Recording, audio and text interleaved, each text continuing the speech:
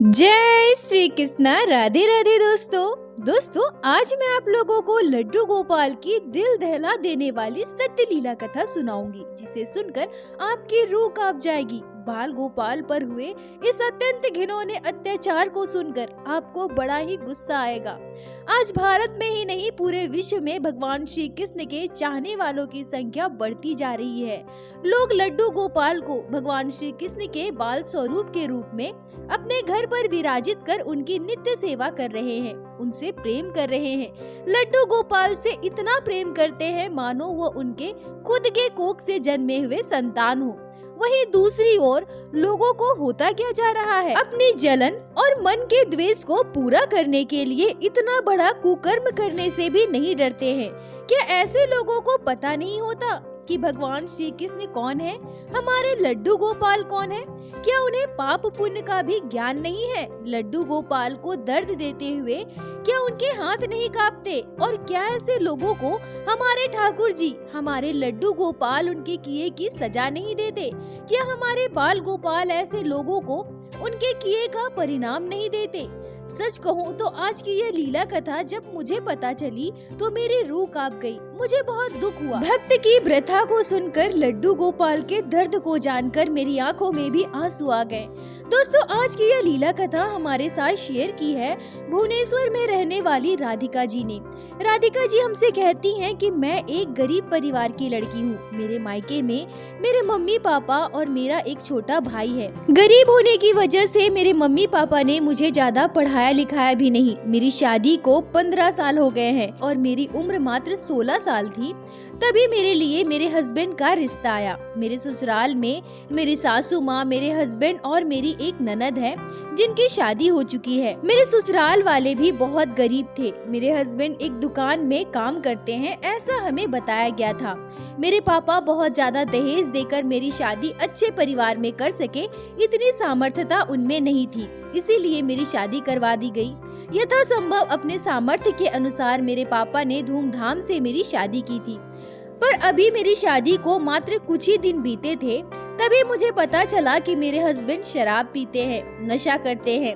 यह मेरे लिए बिल्कुल भी असहनीय था, क्योंकि मैं अपने मायके में कभी भी मेरे पापा को शराब पीते हुए नहीं देखी थी। अब एक सदमे से मैं बाहर नहीं निकली थी, तभी मैंने यह गौर किया कि मेरे हस्बैंड तो काम पर भी नहीं जाते हैं। कभी उनका मन हुआ तो काम पर चले गए, कुछ पैसे हाथ में आ गए तो शराब पीकर घर पर बैठ जाते थे। राधिका जी कहती हैं कि मुझे लगने लगा कि मेरा पूरा जीवन ही बर्बाद हो चुका है। शादी के लिए मैंने कितने सपने सजाए थे। मैंने सोचा था कि शादी के बाद मेरी जिंदगी अच्छी हो जाएगी, मुझे मेरे ससुराल में बहुत खुशियाँ मिलेगी। मुझे महलों का शौक तो नहीं था, पर जो गरीबी में मैं पली बढ़ी थी उससे थोड़ी राहत मिलेगी। मैं खुशी खुशी सबके साथ अपने ससुराल में रहूंगी। पर ये क्या, यहाँ तो मुझे मेरे मायके से भी ज्यादा दुख झेलना पड़ रहा है। मेरे हस्बैंड प्रायः शराब पीकर घर पर कलेश करते थे। मैं उनसे कुछ भी बोलूं तो वो मुझसे लड़ने लगते थे, मुझे मारने दौड़ते थे। राधिका जी कहती हैं कि जब मेरे हस्बैंड घर पर ज्यादा कलेश करते थे तो मेरी सासू माँ अपनी बेटी के घर या अपने मायके या किसी रिश्तेदार के घर चले जाया करती थी। पर मेरा क्या, मैं कहाँ जाऊँ? मैं अपने माता पिता को यह भी नहीं बताना चाहती थी कि मेरे हस्बैंड मेरे साथ कैसा बर्ताव करते हैं। वो शराब पीते हैं, ठीक से काम नहीं करते, घर का खर्चा चलाना मेरे लिए कितना मुश्किल हो जाता है, क्योंकि मेरे मम्मी पापा ने बहुत मुश्किलों से मेरी शादी की थी और मुझे पता था कि अब अगर अपने मायके में मैं कुछ भी कहूँ तो उन्हें बहुत दुख होगा। यह सोचकर मैं चुप रहती थी। पर अब स्थिति ऐसी हो गई थी कि अभी मेरी शादी को 6 महीने भी नहीं बीते थे और मेरे हस्बैंड मेरे साथ मारपीट करने लगे। शराब पीकर मेरे साथ वो गाली गलौज करते थे, लड़ाई करते थे। तब मैंने एक दिन अपने मायके में इस बारे में बात की। मैंने अपनी मम्मी पापा को पूरी बात बताई। इस पर मेरे पापा मुझ पर ही भड़क गए और मुझसे कहने लगे कि हमने मेहनत मजदूरी करके दूसरों से कर्ज लेकर तुम्हारी शादी की है और अभी 6 महीने भी नहीं हुए और तुम अपनी शादी को निभा नहीं पा रही हो। दुख तकलीफें तो सबके जीवन में आती है, लड़कियों को कितना कुछ सहना पड़ता है। क्या हुआ अगर तुम्हारा पति शराब पीता है तो, थोड़ा बहुत मारपीट करता है तो समय के साथ सब कुछ ठीक हो जाएगा। जाओ अपने ससुराल जाओ, अब वही तुम्हारा घर है। राधिका जी कहती हैं कि एक लड़की को सबसे ज्यादा उम्मीद अपने माता पिता से होती है, पर जब मेरे पापा ने मुझसे ये सारी बातें कही तो मैं पूरी तरह से टूट गई। मेरी मम्मी मुझे समझाते हुए कहती है कि अब वही तुम्हारा घर है बेटी, लड़कियों को बहुत कुछ झेलना पड़ता है, तुम बस सब कुछ बर्दाश्त करो, देखना एक न एक दिन सब कुछ ठीक हो जाएगा। राधिका जी कहती हैं कि अपने मम्मी पापा के बाद से मैं बहुत दुखी हो गई। एक मायके से लड़की को जो उम्मीद होती है वो भी अब मुझे नहीं रही। अब मैंने सोच लिया कि अब जो भी हो मेरे ससुराल में ही मुझे रहना है। यह सोचकर मैं अपने ससुराल वापस आ गई। मेरे हस्बैंड का शराब पीना अब भी जारी था। वो इतना शराब पीते थे कि उन्हें किसी चीज का होश नहीं रहता था। मैं बहुत बड़ी उलझन में फंस गई थी। ना मैं ज्यादा पढ़ी लिखी थी, ना मेरे मायके वालों का साथ था। मुझे कुछ भी समझ नहीं आ रहा था कि अब मैं क्या करूं। और इसी बीच मेरे जीवन में आए मेरे कान्हा, मेरे लड्डू गोपाल। शादी के बाद पहली जन्माष्टमी आई। हमारे गांव में एक राधा कृष्ण का छोटा सा मंदिर था। मैं अपने सासू माँ के साथ उस मंदिर में पूजा करवाने गई और वहीं कई महिलाएं अपने अपने लड्डू गोपाल को अपने साथ लेकर आई थी। सभी आपस में अपने लड्डू गोपाल के बारे में बातें कर रही थी। पंडित जी को अपने बाल गोपाल की लीलाएं बता रही थी। तभी पंडित जी कहते हैं कि बहुत सौभाग्यशाली होते हैं जिनके घर लड्डू गोपाल विराजते हैं। अगर लड्डू गोपाल की सेवा पुत्र मानकर वात्सल्य भाव से की जाए तो बाल गोपाल भक्त की हर मनोकामना की पूर्ति करते हैं। राधिका जी कहती हैं कि मुझे लड्डू गोपाल की सेवा के बारे में तो पहले से ही पता था, पर आज जब मैं पहली बार इतने सारे लड्डू गोपाल एक साथ देखी तो मुझे बहुत अच्छा लगा। पंडित जी की वो सारी बातें मेरे हृदय में बस गई। उन महिला भक्तों के द्वारा कही गई उनके लड्डू गोपाल की लीलाएं सुनकर मैं भाव विभोर हो उठी। मन में भाव आया कि मुझे भी लड्डू गोपाल की सेवा करनी है। मंदिर से घर आने के बाद अब मेरा मन किसी काम में नहीं लग रहा था। ऐसा लग रहा था मानो अभी दौड़कर मैं चली जाऊं और बाजार से एक लड्डू गोपाल अपने घर लेकर आऊं। मैंने यह बात अपनी सासू माँ से भी कही, पर मेरी सासू माँ मुझसे कहती है कि मेरे पास बिल्कुल भी पैसे नहीं है जो मैं तुम्हें लड्डू गोपाल ला कर दूं। राधिका जी कहती हैं कि अब मैं बहुत उदास हो गई। क्या करूं? लड्डू गोपाल को घर कैसे लेकर आऊं? और लड्डू गोपाल को घर लाने के लिए मुझे उनकी निछावर यानी कितनी कीमत देनी पड़ेगी यह भी मुझे नहीं पता था। मेरे पास बहुत थोड़े पैसे थे। मैं उसे लेकर अपने सासू माँ के साथ बाजार चली गई और यह तो मेरे लड्डू गोपाल की ही कृपा थी। जो मेरे पास जितने पैसे थे उसी में 2 नंबर के एक छोटे से प्यारे से लड्डू गोपाल आ गए। मैंने लड्डू गोपाल की कुछ पोशाकें खरीदी, कुछ श्रृंगार का सामान खरीदा और लड्डू गोपाल को लेकर घर आ गई। पूरे श्रद्धा भाव से बाल गोपाल की सेवा करने लगी। मेरे साथ लड्डू गोपाल कुछ चमत्कार करेंगे, कोई लीला करेंगे, मेरे दुखों को हर लेंगे। अब यह भाव मेरे मन से बिल्कुल भी जा चुका था। मुझे तो ऐसा लग रहा था कि मुझे परम आनंद की अनुभूति हो रही है। जो दुख में, जो तकलीफ में मैं हमेशा रोती रहती थी, लड्डू गोपाल के आ जाने के बाद वो बातें मुझे उतनी दुखी नहीं कर पाती थी। ऐसे ही कुछ महीने और बीत गए, पर मेरे हस्बैंड का व्यवहार बिल्कुल भी नहीं बदला, बल्कि अब तो वो जब भी मुझे लड्डू गोपाल की सेवा करते देखते थे तो बहुत चिढ़ जाते थे। मुझसे कहते थे कि ये सब क्या कर रही हो, फालतू में अपना समय क्यों बर्बाद कर रही हो। और दुख तो मुझे तब होता था जब वो बार बार मेरे लड्डू गोपाल को घर से बाहर फेंकने की बात करते थे। वो मुझसे कहते थे कि जब देखो तब तुम यही करते रहती हो, मेरा दिमाग मत खराब करो, नहीं तो तुम्हारे साथ साथ तुम्हारे लड्डू गोपाल को उठाकर बाहर फेंक दूंगा। राधिका जी कहती हैं कि अब साथ ही साथ मेरे सासू माँ भी मेरे ऊपर दबाव बनाने लगी। वो मुझसे कहने लगी कि अब घर में एक छोटा बच्चा आ जाना चाहिए, शायद बच्चे के आने के बाद मेरा बेटा सुधर जाए, वो सही रास्ते पर आ जाए। पर तुम्हें तो पूजा पाठ से फुर्सत ही नहीं है, जब देखो तब लड्डू गोपाल की सेवा में लगी रहती हो, ऐसे परिवार कैसे चलेगा। राधिका जी कहती हैं कि ऐसे ही दिन बीतने लगे। एक तरफ मेरे हस्बैंड मुझे परेशान करते थे और दूसरी तरफ मेरी सासू माँ मुझे ताना देती थी। तभी कुछ ही दिनों के बाद मैं गर्भवती हुई और मैंने एक प्यारी सी बिटिया को जन्म दिया। पर बच्चे के जन्म के बाद भी मेरे हस्बैंड के बर्ताव में कोई बदलाव नहीं आया था। ऊपर से बेटी होने की वजह से मेरे हस्बैंड मुझे और परेशान करने लगे। मेरी सासू माँ का बर्ताव भी पूरी तरह से बदल चुका था। उन्हें अब यह लगने लगा था कि शायद बेटा होता तो मेरे हस्बैंड बहुत ज्यादा खुश होते और वो सुधर जाते, पर बेटी होने की वजह से उन्हें बहुत दुख हुआ है और सुधरने के बजाय वो और शराब पीने लगे हैं। राधिका जी कहती हैं कि तभी पता नहीं कहां से मेरी सासू माँ को यह पता चला कि लड्डू गोपाल की सेवा से पुत्र संतान का जन्म नहीं होता। लड्डू गोपाल घर में पुत्र का जन्म होने नहीं देते। अब मेरी सासू माँ मुझसे कहने लगी कि लड्डू गोपाल की सेवा घर पर बंद करो। तुम जब तक घर पर लड्डू गोपाल की सेवा करोगी तब तक तुम्हें कोई पुत्र संतान नहीं होगा। हमारा वंश आगे कैसे बढ़ेगा? तो मेरी सासू माँ मेरे हस्बैंड से भी मेरी शिकायत करने लगी। वो कहने लगे कि तुम्हारी पत्नी लड्डू गोपाल की सेवा करती है। तुम्हें पता है लड्डू गोपाल की सेवा करने से तुम्हें कभी पुत्र संतान नहीं होगा, तुम बेटे का बाप नहीं बनोगे। अपनी पत्नी से कहो कि ये सब छोड़ दे, लड्डू गोपाल को किसी मंदिर में रख कर आए या किसी नदी तालाब में विसर्जित कर दे। और मेरी सासू माँ की बात सुनकर मेरे हस्बैंड बहुत भड़क जाते थे। वो बार बार मुझसे कहा करते थे कि ये सब करना छोड़ दो, नहीं तो देख लेना एक दिन इस मूर्ति के साथ साथ तुम्हें और तुम्हारी बेटी को इस घर से उठाकर बाहर फेंक दूंगा। मैं अपनी सासू माँ को भगवान श्री कृष्ण के बारे में बताया करती थी, लड्डू गोपाल की लीलाएं सुनाया करती थी, फिर भी उनका मन नहीं बदला। वो मुझे बस एक ही बात कहा करती थी कि बहू, मैं भगवान को मानती हूँ, पूजा पाठ करती हूँ और मैं तुम्हारे साथ खुद गई थी ना लड्डू गोपाल की विग्रह को लाने के लिए, पर देखो ना क्या हुआ, तुमने बेटी को जन्म दिया और मुझे पता है कि तुम लड्डू गोपाल की सेवा करती रहोगी तो तुम्हें कभी बेटा नहीं होगा। मैं तुम्हारी भलाई के लिए कह रही हूँ, छोड़ दो लड्डू गोपाल की सेवा करना। राधिका जी कहती हैं कि बेटी हो या फिर बेटा, इससे क्या फर्क पड़ता है, दोनों हमारी संतानें हैं। अगर दुनिया में सभी को बेटा चाहिए तो बेटियों के बिना ये संसार कैसे चलेगा? बेटियों की चाह ना रखने वाले लोग बहू की अपेक्षा क्यों करते हैं? राधिका जी कहती हैं कि मेरे हस्बैंड बार बार मुझे परेशान करते थे। जब भी शराब पीकर आते थे दौड़ दौड़ कर घर के मंदिर की ओर भागते थे। मेरे लड्डू गोपाल को घर से बाहर फेंकना चाहते थे।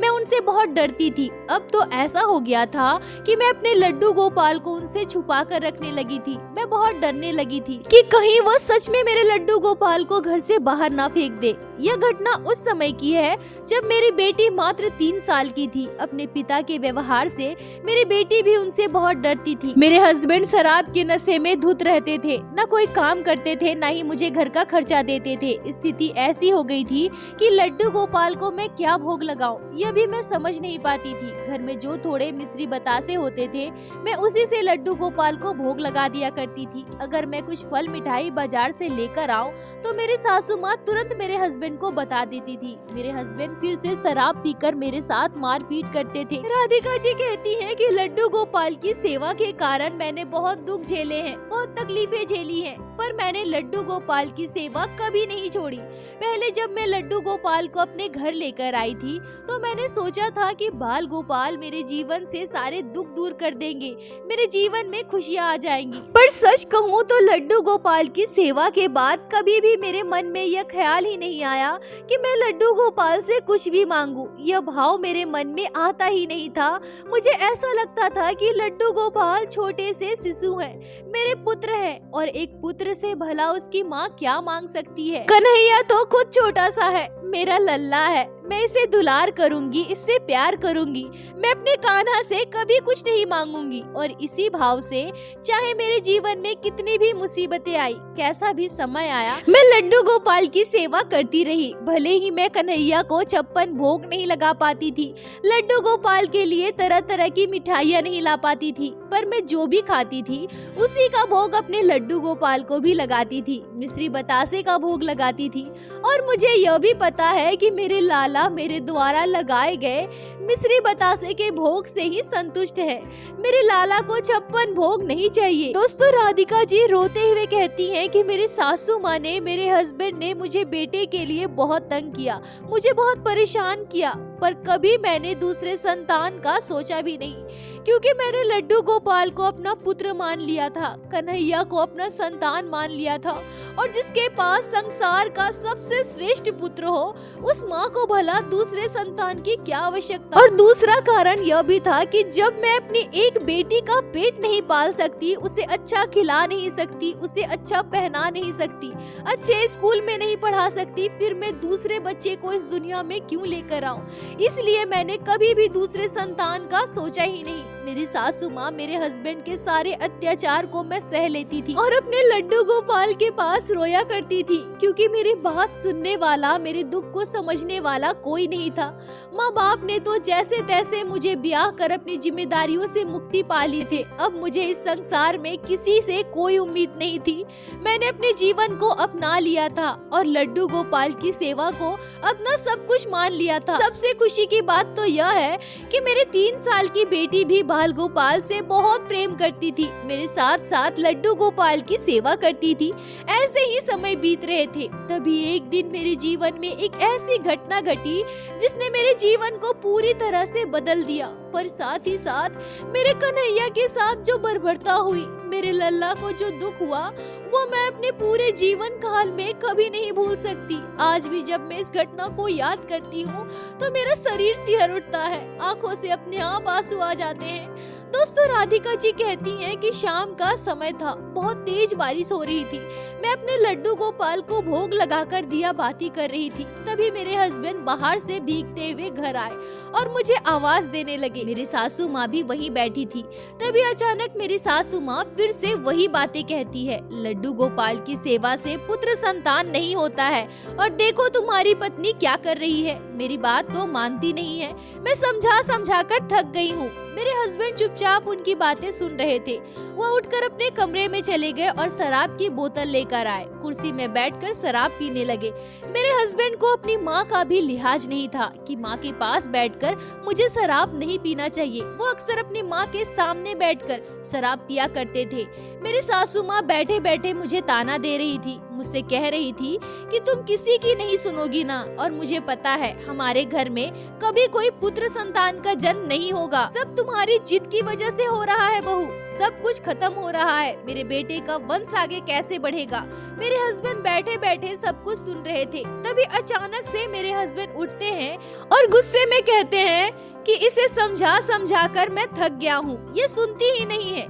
बहुत बड़ी भक्त बनती है ना, इसके मन में तो डर बिल्कुल भी नहीं है। ये तो मुझे बिल्कुल भी नहीं मानती और उल्टा मुझसे कहती है कि मैं शराब पीता हूँ, मैं घर पर कमा कर नहीं देता, मैं इसे मारता पीटता हूँ। अच्छा रुको बताता हूँ। यह कहकर मेरे हस्बैंड ने शराब की बोतल जोर से मेरे लड्डू गोपाल पर फेंक मारी। मेरे बाल गोपाल पर शराब की बोतल लगते ही मेरे छोटे से कन्हैया जमीन पर गिर गए। राधिका जी कहती हैं कि यह देखते ही मेरा कलेजा फट गया। मैं दौड़कर लड्डू गोपाल को जमीन से उठाकर जोर जोर से रोने लगी। बाल गोपाल के पूरे विग्रह में हाथ फेरने लगी। मैं देखने लगी कि कहीं मेरे कन्हैया को चोट तो नहीं लगी, मेरे लल्ला ठीक तो है ना। ऐसा लग रहा था मानो मेरे कन्हैया को बहुत जोर की चोट लगी है। मेरे छोटे से बाल गोपाल बोल नहीं पा रहे हैं, पर मैं उसकी मैया हूँ। मैं समझ पा रही हूँ कि मेरे लाला को कितना दर्द हो रहा है। शराब की बोतल मेरे लाला पर फेंक कर मारी गई है। क्या सच में कोई ऐसा कर सकता है? क्या मेरे हस्बैंड को जरा भी ध्यान नहीं था कि वो क्या कर रहे हैं? शराब के नशे में इतने अज्ञानी हो सकते हैं? राधिका जी कहती हैं कि मैं बहुत रोती हूँ। मुझे रोता देखकर मेरी बच्ची भी बहुत डर गई और वो भी रोने लगती है। तभी मेरी सासू माँ कहती है कि तुम माँ बेटी कर क्या रही हो? क्या नौटंकी लगा कर रखी हो? तुम्हें पता है ना कि ये शराब पीता है, गुस्सा करता है, लड़ाई झगड़ा करता है, तो फिर क्या जरूरत थी ये सब करने की? राधिका जी कहती हैं कि मेरी सासू माँ उल्टा मुझे ही सुनाने लगी, पर मुझे किसी की बातों का होश ही नहीं था। मेरे कान्हा को दर्द हो रहा है, यह मैं बर्दाश्त नहीं कर पा रही थी। मेरे लड्डू गोपाल के पूरे विग्रह में मैंने हल्दी का लेप लगाया। मैं बाल गोपाल को गोद में लिए घंटों रोती रही। मेरे रोने से, मेरी तकलीफ से मेरे हस्बैंड को कभी कोई फर्क नहीं पड़ता था। उन्हें आज भी कोई फर्क नहीं पड़ा। शराब के नशे में धुत होकर वो अपने कमरे में जाकर सो गए। पूरी रात मैं उसी अवस्था में बाल गोपाल को लिए बैठी थी। मेरी बेटी भी रोते हुए मेरे पास ही बैठी थी और मन में मेरे कई बातें चल रही थी। मैं सोच रही थी कि ऐसे मैं अपना जीवन कब तक काटूंगी। आज मेरी बेटी छोटी है, कल बड़ी होगी। जिस इंसान को भगवान का डर नहीं है, जो मेरे लड्डू गोपाल के साथ इतना बुरा कर सकते हैं, कल वो मेरी बेटी के साथ कुछ अनिष्ट नहीं करेंगे, इसकी क्या गारंटी है? नहीं और नहीं। राधिका जी कहती है कि मैंने कुछ भी नहीं सोचा कि कल मेरा जीवन मुझे कहाँ लेकर जाएगा। मैं ना पढ़ी लिखी हूँ, ना मुझे कोई काम आता है। मुझे यह भी नहीं पता कि अगर मैं घर की दहलीज को छोड़कर बाहर निकलूंगी तो मैं कहाँ जाऊंगी, अपने बच्चे को क्या खिलाऊंगी, लड्डू गोपाल को क्या भोग लगाऊंगी, खुद का पेट कैसे भरूंगी। पर मेरी गोद में जो बैठे थे इस परम ब्रह्मांड के स्वामी, वही मेरे सबसे बड़े बल थे। मुझे उन पर विश्वास था, मुझे यकीन था कि जीवन में जैसी परिस्थिति आएगी मैं उसका सामना कर लूंगी, क्योंकि मेरे कन्हैया, मेरे लड्डू गोपाल मेरे साथ है। मैंने किसी की बात नहीं सुनी, मैंने किसी का नहीं सोचा। अपनी बेटी के साथ, अपने लड्डू गोपाल के साथ कुछ कपड़े और कुछ सामान लेकर मैं सुबह होते ही घर से निकल गई। मैं भुवनेश्वर से उड़ीसा पहुंची। फिर मैं एक खाने के होटल में गई और वहां मुझे जूठे बर्तन धोने का, साफ सफाई करने का काम मिल गया। मैं वहाँ काम करने लगी। होटल वाले भैया भाभी बहुत अच्छे थे। मैंने अपने जीवन में घटी पूरी बात उन्हें बताई, अपना सारा दुख बताया। वो भाभी बहुत अच्छी थी। उन्होंने अपने होटल में ही एक कमरा मुझे रहने के लिए दे दिया। मैंने अपने लड्डू गोपाल को वहीं विराजित किया। मेरी बेटी के साथ मैं वहीं रहा करती थी।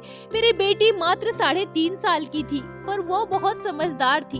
दिन भर वो उस कमरे से बाहर नहीं आती थी, लड्डू गोपाल के साथ वहीं रहा करती थी। राधिका जी कहती है कि मैं बुरे से बुरे स्थिति से गुजरी हूँ, बुरे से बुरे दिन मैंने देखे हैं, पर फिर भी मैं लड्डू गोपाल की सेवा नहीं छोड़ी। आज इस घटना को लगभग 10 से 11 साल बीत गए हैं। मैंने खुद का एक छोटा सा खाने पीने का होटल खोला है और साथ ही साथ सुबह के समय मैं समुद्र के किनारे शंख से बनी हुई चीजें बेचा करती हूँ। अपनी बेटी को अच्छे स्कूल में पढ़ा रही हूँ। भले ही अभी भी मैं किराए के कमरे में रहती हूँ, पर अब हमारे हालात बहुत सुधर गए हैं। भगवान जगन्नाथ की नगरी में मैं अपने लड्डू गोपाल की सेवा कर पा रही हूँ, जगन्नाथ जी के दर्शन कर पाती हूँ, अपनी बेटी को अच्छी शिक्षा देकर अच्छे संस्कार दे पा रही हूँ। उस नर्क से मुझे मुक्ति मिली है। इससे ज्यादा मुझे अपने जीवन में और क्या चाहिए। राधिका जी कहती है कि इतने सालों में मेरे सासू माँ और मेरे हस्बैंड किसी ने भी मुझसे कांटेक्ट करने की कोशिश नहीं की, और सुनने को मुझे यह भी मिला है कि मेरे हस्बैंड ने दूसरी शादी की है।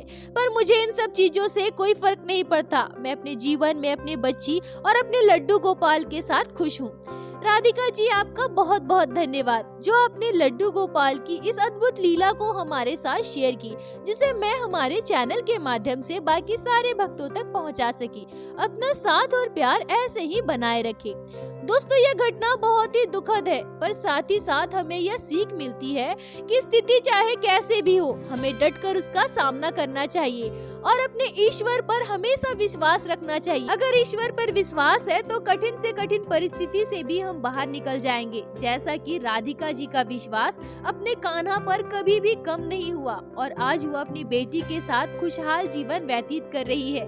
उस दलदल से, उस नर्क से वो निकल पाई है। इसलिए दोस्तों, ठाकुर जी की भक्ति कीजिए, लड्डू गोपाल की सेवा कीजिए, नाम जाप कीजिए और एक बार मेरे साथ प्रेम से कहिए, बोलो बाके बिहारी लाल की जय, लड्डू गोपाल की जय, जय जय श्री राधे।